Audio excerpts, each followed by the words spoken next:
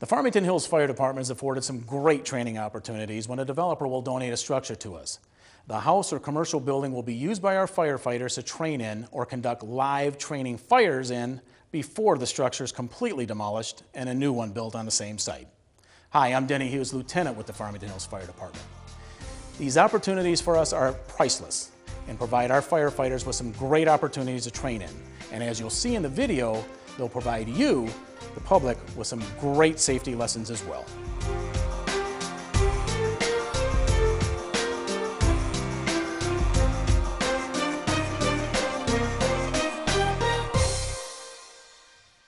We've taken a recent opportunity to completely furnish a kitchen in a vacant house and stage a real fire so that we can show you the do's and don'ts of kitchen safety.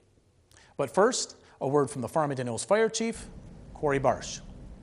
Hi, I'm Corey Barch, Fire Chief for Farmington Hills Fire Department. It seems like every week our firefighters respond to some type of fire in a kitchen, and in almost every case, all these fires can be prevented.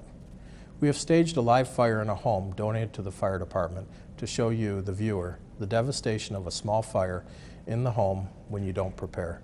Hopefully you'll never have a fire, but if you do, you'll be better prepared to minimize the damage, extinguish the fire, and stay safe. Let's get started with some basic and common sense things you can do to assure you don't have a fire in your kitchen.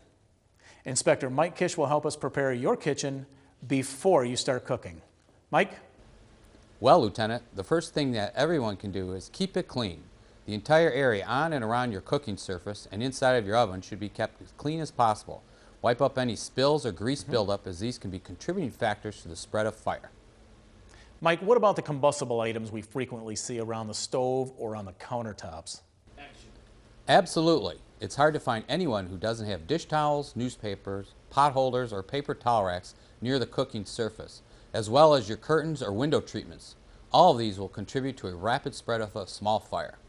You'll need to make sure that these items are kept at a safe distance far away from the cooking surface. Newspapers or any other combustibles need to be kept clear of the stove. And don't store pots, pans, bread, or anything else inside of your oven. When using your stovetop, be sure the handles on your pots and pans are always turned inward so they can't be accidentally bumped, spilling any of the contents. Mike, tell us about the clothing you wear while cooking and how important it is to be properly dressed. You don't want to wear loose-fitting clothing when cooking, especially with a gas stove with an open flame. Robes with hanging sleeves, baggy sweatshirts, or other loose-fitting clothing can easily catch fire in a split second. Short sleeve shirts and tighter fitting clothing will help minimize the possibility of you catching on fire while cooking.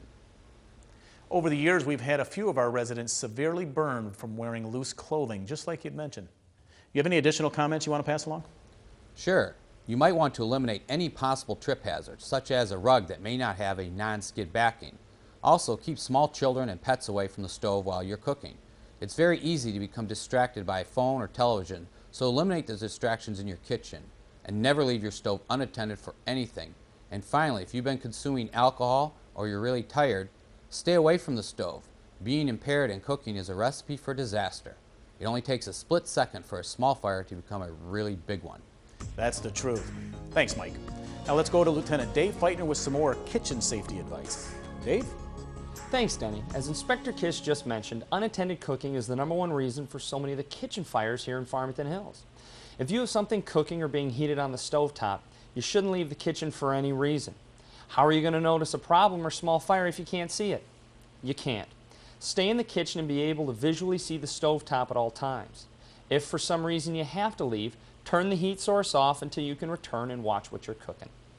Now that seems like common sense, but based on the statistics, people are still becoming distracted and walk away from their stoves. Dave, what kind of fire safety precautions can people take to make sure their kitchen is safe? Check the cords on your toaster, coffee pot, blender, can opener, or any other small appliances you use and have stored on the counter. If they're frayed, it's time to replace the cords or just get a new appliance. Do you have ground fault circuit interrupter outlets near the sink? Current codes require them, but if your home is older than 20 years, they may not have been required. Have a licensed electrician replace the old outlets with the GFCI type outlets.